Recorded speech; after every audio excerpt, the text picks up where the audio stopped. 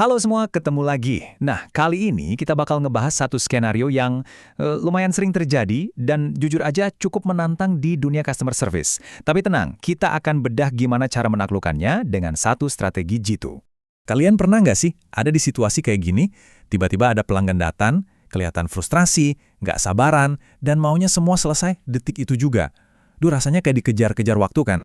Nah, ini dia intinya.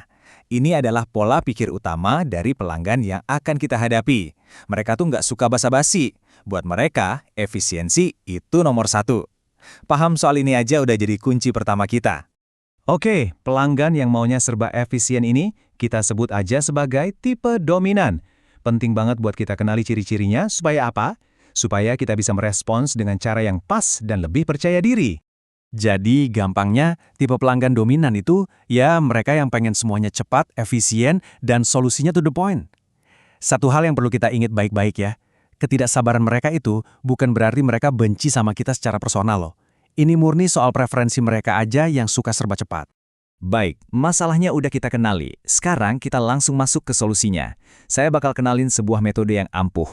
Dan yang paling penting, gampang banget diingat. Tujuannya, buat mengambil alih kendali percakapan dan mendinginkan suasana. Dan ini dia senjatanya, metode HEART. Ini adalah singkatan dari 5 langkah strategis. Hear, empathize, apologize, respond, dan thank. Metode inilah yang bakal jadi panduan kita buat ngelewatin percakapan yang sulit dengan lebih tenang dan yakin. Ngomongin teori aja nggak cukup kan? Sekarang, ayo kita lihat langsung gimana metode HEART ini bekerja. Kita pakai simulasi sederhana di lingkungan kantor, biar gampang kebayang. Oke, langkah pertama, dan ini yang paling krusial. H untuk hear atau dengarkan. Serius, tahan dulu keinginan buat langsung jawab atau membela diri. Kasih mereka panggung buat bicara. Prinsip dasarnya simple banget. Kasih pelanggan ruang buat ngeluarin semua unek-uneknya tanpa dipotong sama sekali. Anggap aja kayak lagi rapat di kantor. Biarin rekan kerja kita selesai ngomongin idenya sampai tuntas, baru kita respons. Kasih panggungnya ke dia dulu. Coba bayangin, pelanggan ngomong dengan nada tinggi, dokumen saya harusnya udah beres dari sejam yang lalu. Ini nggak benar nih. Nah, di fase ini, tugas kita cuma satu, dengerin dan serap informasinya. Udah, itu aja. Lanjut ya, sekarang kita ke E untuk empathize atau berempati. Disinilah kita mulai membangun jembatan. Bukan jembatan fisik ya, tapi jembatan emosional antara kita dan pelanggan. Kunci dari langkah ini adalah validasi perasaan mereka. Ingat, ini bukan berarti kita setuju atau bilang mereka benar loh.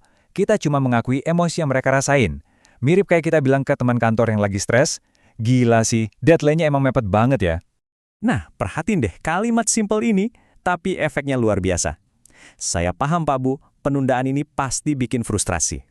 Ini bukan pengakuan salah ya, tapi pengakuan perasaan. Cuma dengan kalimat ini, tensi bisa langsung turun loh. Berikutnya adalah A untuk apologize, alias minta maaf. Eits, tunggu dulu. Ini bukan soal menyalahkan diri sendiri, tapi lebih ke menunjukkan sikap profesional dan tanggung jawab. Yang paling penting di sini adalah kita minta maaf atas ketidaknyamanan yang dialami pelanggan, bukan otomatis karena kita yang salah. Contohnya kayak kita minta maaf karena rapat yang kita atur ternyata molor. Itu kan bentuk respek kita ke waktu orang lain. Jadi dengan bilang, saya betul-betul minta maaf atas ketidaknyamanan yang ditimbulkan, kita menunjukkan rasa tanggung jawab tanpa harus terjebak dalam drama saling menyalahkan. Profesional kan? Nah, ini dia, bagian yang paling ditunggu-tunggu oleh pelanggan tipe dominan R untuk respon, atau berikan respon dengan tindakan yang jelas dan nyata. Mereka nggak butuh janji manis, mereka butuh solusi. Jadi, kasih solusi yang cepat dan langsung, terus bilang dengan jelas langkah apa yang akan kita ambil.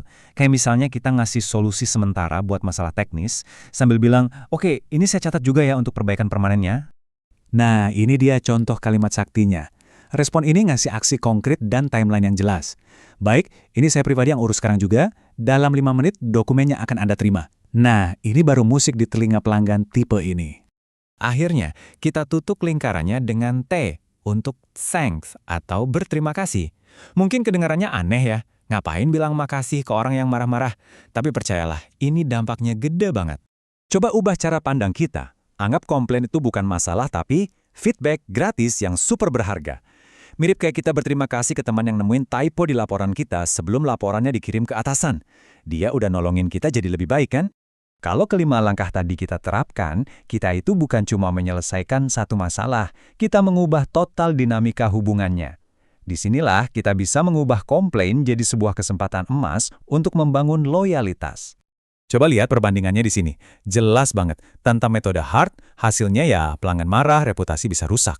Tapi dengan metode hard, masalahnya selesai, kepercayaan dibangun lagi, dan bahkan loyalitas pelanggan bisa jadi makin kuat dari sebelumnya. Beda banget kan? Jadi, kesimpulannya, sebuah keluhan itu sebenarnya bukan rintangan. Justru, itu adalah sebuah peluang. Peluang buat kita nunjukin seberapa hebat layanan yang bisa kita berikan. Pertanyaannya sekarang, apakah Anda siap untuk mengubah setiap keluhan menjadi kekuatan terbesar Anda?